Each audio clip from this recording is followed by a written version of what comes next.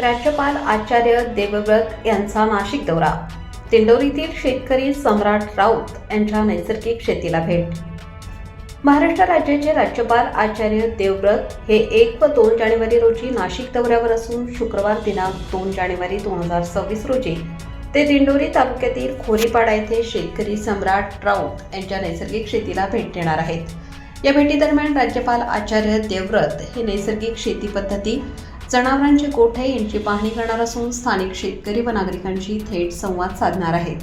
सकाळी 9 ते 9:30 या वेळेत होणाऱ्या या भेटीत राज्यपाल नैसर्गिक शेतीतील प्रयोग, उत्पादन पद्धती तसेच शाश्वत शेतीबाबत शेतकऱ्यांचे अनुभव जाणून घेणार आहेत.